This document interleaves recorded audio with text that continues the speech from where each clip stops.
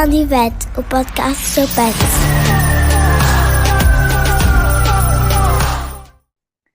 Olá, sejam muito bem-vindos ao podcast da Gandivete, o podcast do seu pet e, claro, dos seus tutores. Eu sou a Filipa Bernardino, sou médica veterinária e a vossa anfitriã. Hoje tenho aqui comigo a Rosa Roma, uma das médicas veterinárias da Gandivete, com o tema: o seu gato tem insuficiência renal crónica? Olá, Rosa, muito bem-vinda e obrigada por estares aqui comigo hoje. Olá, Filipa. Obrigada eu também pelo convite, para falar um bocadinho deste tema que é tão interessante e muito frequente nos nossos gatinhos. Exatamente, muito obrigada, Rosa. Eu vou só começar por fazer uma breve apresentação do teu currículo. Portanto, a Rosa é médica veterinária, é mestre, formou-se na Universidade Vasco da Gama em 2017, fez o seu estágio curricular na Universidade de São Paulo, na Unesp de Botucatu, acho que disse bem. Após este Exatamente. período, regressaste a Portugal, onde tens vindo a exercer a tua atividade na zona centro. As tuas áreas de interesse são medicina felina, cirurgia, urgência e nutrição de animais de companhia. Atualmente, além disto, também dás formação no curso de auxiliar veterinária e pela Associação Nacional das Farmácias. Portanto, temos aqui um currículo muito interessante. É assim muito diversificado. É um currículo muito giro mesmo e é um prazer ter-te na Gandivete a colaborares connosco. Então vamos agora falar aqui para os nossos tutores ficarem a saber um bocadinho mais sobre isto de insuficiência renal crónica. Eu gostava então que tu explicasses sucintamente então o que é isto e se todos os casos de insuficiência renal são todos iguais ou nós temos diferentes graus de severidade da doença. Então, o que é a insuficiência renal crónica? É uma condição progressiva e irreversível que pode afetar ou um ou ambos os rins.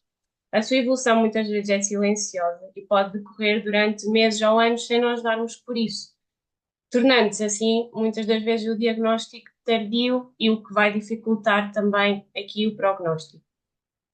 Os rins têm aqui um mecanismo compensatório, ou seja, quando começa a existir alteração num, o outro vai começar a aumentar de tamanho, a hipertrofiar, para conseguir compensar e ajudar a manter o equilíbrio do organismo. É por isso que muitas das vezes esta evolução é tão silenciosa. É a segunda maior causa de morte em gatos idosos, a seguir às neoplasias, mas também pode aparecer em gatos de meia idade.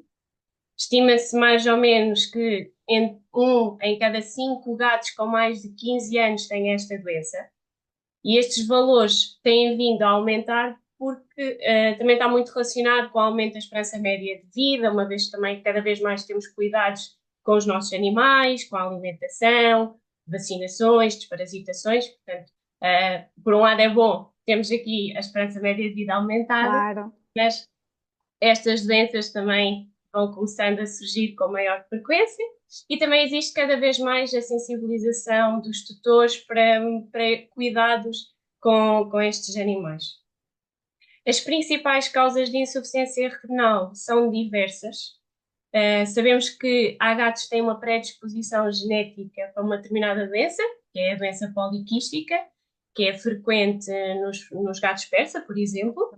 Sim. Quando nós não sabemos o histórico dos pais, no nosso gatinho, temos de fazer o despiste desta doença desde cedo, que é para irmos dando aqui qualidade de vida e atrasando o máximo possível a evolução, mas também pode estar relacionada com doenças infecciosas, como a peritonite infecciosa felina, as pielonefrites, que são infecções, as glomerulonefrites, a hidronefrose, por exemplo, cálculos renais, que também são muito frequentes de encontrarmos em gatos, principalmente os gatos machos não esterilizados, não é? E também alguns tóxicos, por exemplo, os lírios, são uma planta que é bonita e muitas pessoas têm em casa, e os gatos adoram ir comer e pode ser uma das causas de insuficiência renal crónica. Em relação à gravidade da doença, nem todos têm a mesma gravidade, ou seja, existem estadios, e vai depender muito da evolução da doença. Existem 4 estadios. O estadio inicial, que é o primeiro, é quando o animal não tem alterações analíticas, ou seja, não há aumento da ureia nem da creatinina.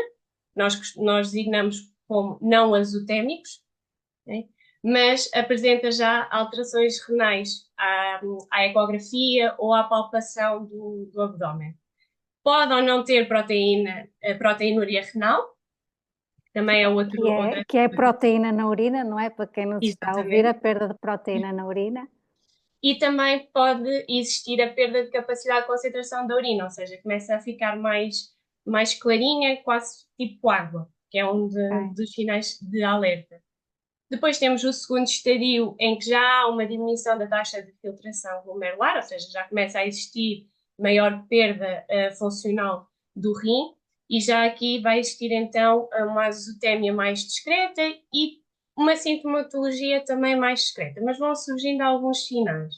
Depois temos o terceiro estadio, em que a azotemia já é considerada moderada, e aqui sim o gato vai manifestar sinais muito mais evidentes. E o quarto estadio, que é o estadio mais grave, em caso de Mais ténia, grave. é muito grave.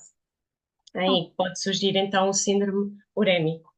muito bem. Depois, existem aqui outras classificações em relação ao estadio da doença, não só com a medição da ureia e a creatinina e do S-DMA, mas também com a presença de proteína na urina. Também é importante nós fazermos essa análise. E a hipertensão arterial também está aqui muito presente e que nos vai condicionar também o tratamento e a evolução da doença. Muito bem. Portanto, isto no fundo, a causa mais comum que nós vemos dos nossos gatinhos geriátricos é no fundo uma degenerescência, não é? Do rim que vem com a idade, não é?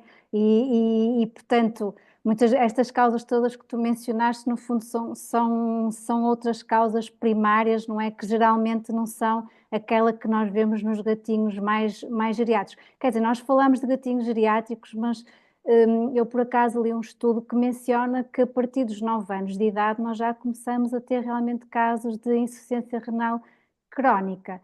Portanto, e a hipertensão também, não é? Que há uns anos atrás nós nem se falava disto nos gatos e hoje sabe-se que é muito importante e daí a necessidade também de fazer esta medição nas consultas de rotina.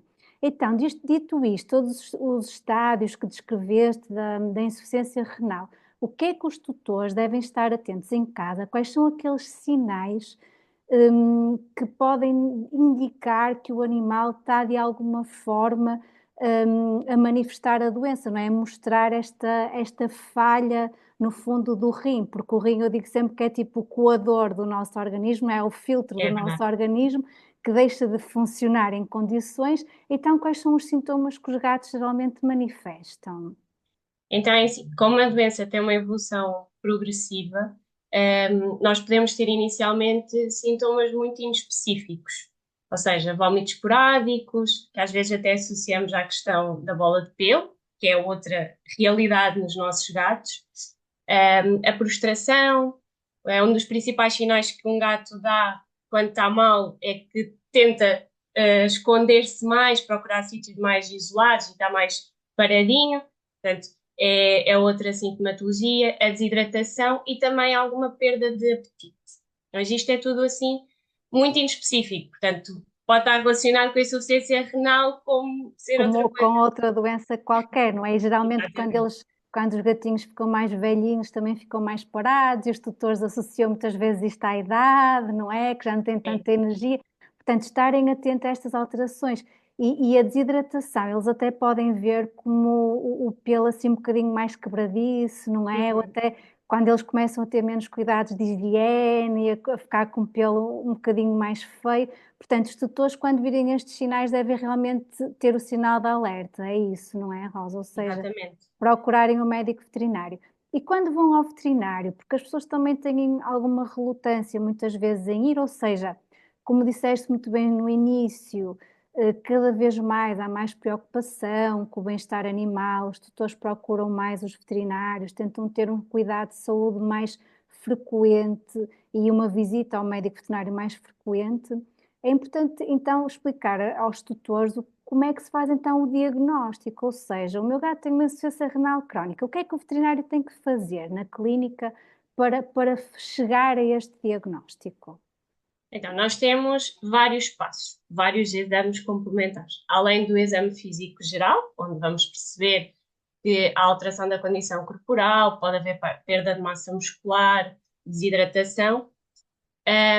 Vamos fazer análise de sangue para medir a ureia, a creatinina, o SDMA, o fósforo, o potássio, um hemograma, porque nos gatos com insuficiência renal crónica é muito frequente nós encontrarmos anemia, portanto também vai ser outro indicador. Depois, análise de urina completo, para nós vermos se existe perda de proteína pela urina, é sinal que o rim também já não está a funcionar muito bem, presença de sangue, alguma suspeita de infecção, ou até mesmo evidências de cálculos, cristais. E medição da pressão arterial, a descarte aqui da hipertensão, e a ecografia. Portanto, o diagnóstico desta doença é uma junção de vários exames complementares. Só um não nos vai ser indicativo, mas vamos fazer vários e juntar esses resultados. E até para chegarmos ao estádio da doença, não é? Até para depois podermos dar ao tutor um prognóstico e para decidirmos, também muito importante, a terapia. Portanto, como disseste muito bem, portanto, isto é uma doença crónica, é importante os tutores perceberem isto. Portanto, é uma doença que não tem tratamento. Nós nos humanos, se fazemos a hemodiálise, não é? Que nós nos gatos não podemos fazer. Em estadias terminais depois tem os transplantes renais, que nós em Portugal ainda não fazemos, não é? Portanto, isto é, no fundo, o tratamento que nós vamos, no fundo, que os tutores vão ter que fazer. Para que é este tratamento? Ou seja, para nós não criarmos expectativas irreais aos tutores, não é? Portanto, para que é que nós tratamos a insuficiência renal? Esta patologia ela não tem uma cura, mas lá está. O objetivo da terapia é nós podermos atrasar a sua evolução, se o diagnóstico for muito inicial, ou então melhorar a qualidade de vida do animal. Portanto, são os dois pontos principais do tratamento. Muito bem. O tratamento vai sempre depender de em que estadio é que o animal vai estar. Para depois dirigirmos, vai ser um tratamento muito médico, conforme os sintomas que eles vão apresentando, nós vamos aqui tentando controlar. Muito bem. Portanto, nós sabemos que naqueles estadios mais avançados, não é? Muitas vezes eles têm realmente que ficar internados, fazerem fluidoterapia, tudo isso. Portanto, como é que nós podemos, ou seja, há aqui alguma forma de prevenir a doença renal crónica ou pelo menos de adiar o seu aparecimento ou com que ela apareça mais tardiamente? Faz sentido, Rosa, os tutores fazerem um check-up regular do seu gato a partir de determinada idade? Como disseste muito bem, portanto, há terapia que vai retardar, no fundo, o aparecimento dos sintomas. Faz sentido isto, ou seja, estes check-ups mais regulares aos gatos a partir de determinada idade? Sim, faz todo o sentido. O que está recomendado é, a partir dos 7 anos de idade, começar a fazer check-ups anuais. Né? E depois vai dependendo do tipo de alterações que vamos poder encontrar, ou se faz parte de algum grupo de risco, ou se tem aqui alguma patologia anterior que possa vir a interferir também com a função renal. Depois, dos 10 aos 15 anos, deve-se fazer análise de 6 em 6 meses e a partir dos 15 anos deve-se fazer de 4 em 4 meses. Ou seja, à medida que o animal vai ficando mais velho, esses exames devem ser feitos cada vez de forma mais frequente. E, Claro. em termos de prevenção, o primeiro ponto é sempre estimular a ingestão de água desde cedo, que é uma coisa que as pessoas ainda têm algum receio, porque acham sempre que os gatos bebem muita água porque vão à torneira, mas eles na realidade não bebem a água que necessitam, que o próprio organismo necessita. Então nós temos que arranjar aqui alguns truques para estimular a ingestão de água. Um deles é juntar à alimentação seca, juntar a alimentação úmida. ok? Diminuindo a quantidade de alimentação seca, portanto, cada vez mais nas rações já aparece quando se faz o cálculo da quantidade de comida que se deve dar, se faz ração seca e ração úmida ou só se faz ração seca. Portanto, devemos sempre optar pela ração seca e úmida, né, que é para aumentar mais o aporte de água. Na comida úmida, sempre que vamos fornecer, ainda colocar mais água e fazer assim um género de uma sopinha, porque a água vai ficar com o sabor da comida, portanto, o gato vai acabar por beber tudo. Estamos aqui a enganá-lo, um bocadinho, mas é para o bem dele. Utilizar fontes de água para a água estar sempre a correr, dar-lhe ali uma ideia de que a água é fresca, também é importante para o gato, ele gosta de ver a água em movimento, atrai a atenção dele também. Utilizar taças de cerâmica preferencialmente, evitar as taças de plástico ou até mesmo as taças de inox. Colocar cubinhos de gelo na água, principalmente no verão. Os gatos adoram ver o gelo dentro da água e começam a brincar e no meio disto já estão a beber água.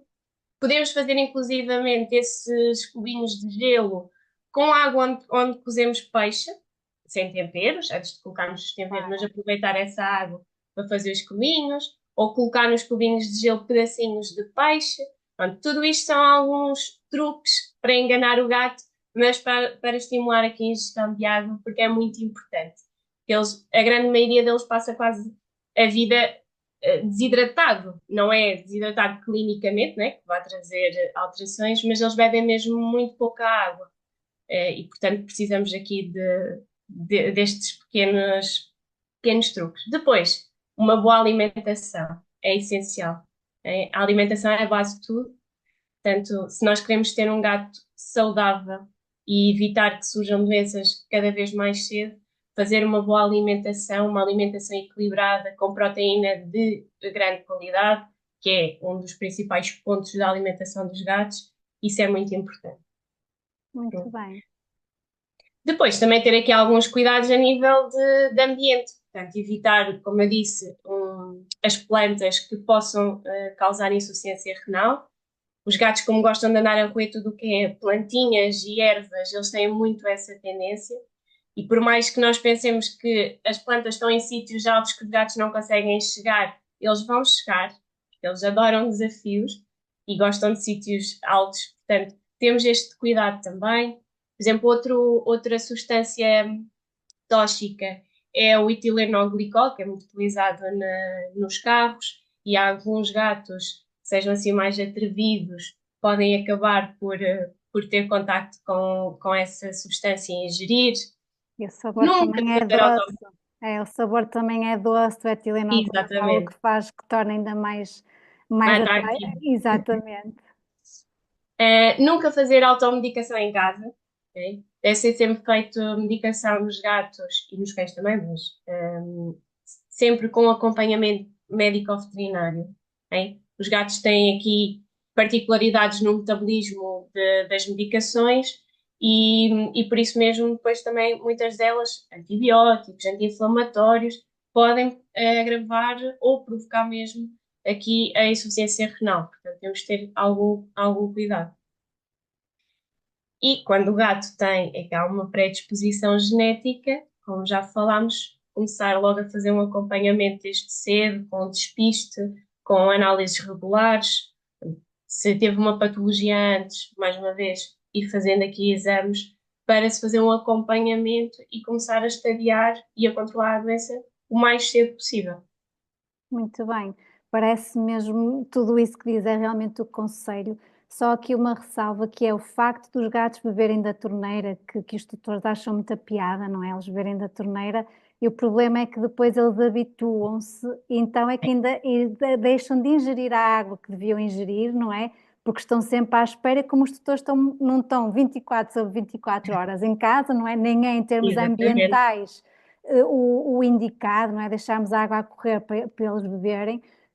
Portanto, aconselhamos aqui os tutores a realmente não habituarem os gatos a isso e usarem sim as fontes, que agora cada vez há fontes mais específicas e Sim. muito mais desenvolvidas que os estimulam muito bem.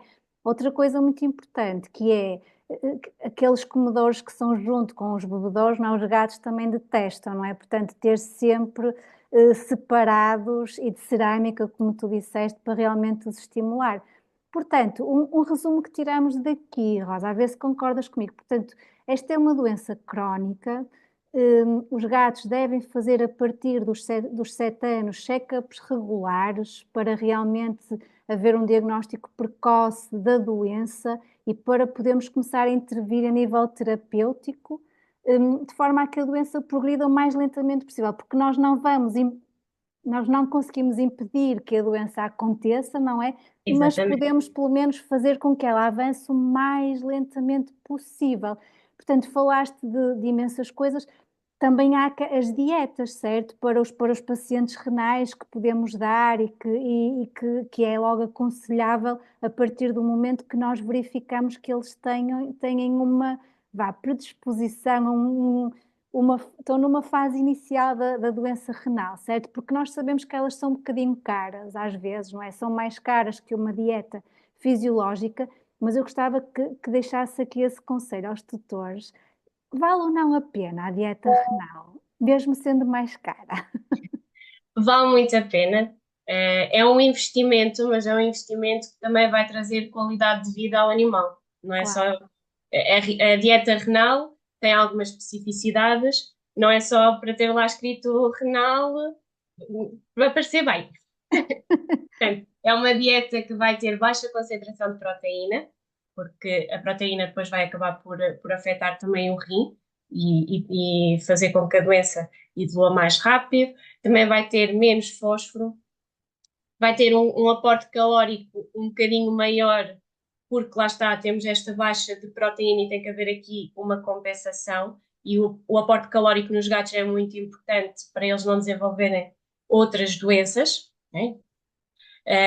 Restrição de sódio, por causa da hipertensão, suplementação de potássio, que é outro problema que surge relacionado com a insuficiência renal crónica, é a diminuição do potássio, que os faz ficar mais paradinhos, com perda de força muscular. Muitas das vezes, quando já há um baixo potássio, baixa concentração de potássio, eles ficam com ventroflexão, nem conseguem levantar a cabeça. Portanto, estas dietas têm essa suplementação e têm antioxidantes e ácidos gordos ômegas 3 que também são muito importantes. Por isso, sim, vale a pena aqui um bocadinho este investimento. E tem outra particularidade. Os gatos, quando têm insuficiência renal, eles, além de perderem muito peso, eles ficam muito seletivos e ganham aversão à comida. Portanto, estas rações, muitas delas vão ter formatos do grão diferentes, tamanhos diferentes, para ajudar a ser uma novidade para o gato e também a estimular mais o apetite, porque eles vão precisar disso. Se eles não comerem tão bem, vão continuar a perder peso e às vezes eles já estão tão magrinhos que o objetivo é começar a engordá-los. claro, porque a base da recuperação de qualquer doença é uma boa nutrição, não é? Portanto, Exatamente. sem dúvida que vale a pena investir.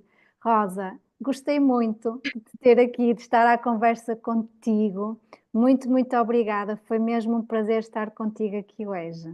Muito obrigada também pelo convite, gostei imenso e vamos continuar aqui a fazer estas. Sim, a repetir estes podcasts e estas experiências. Aos nossos ouvintes, muito obrigada a todos e até à próxima.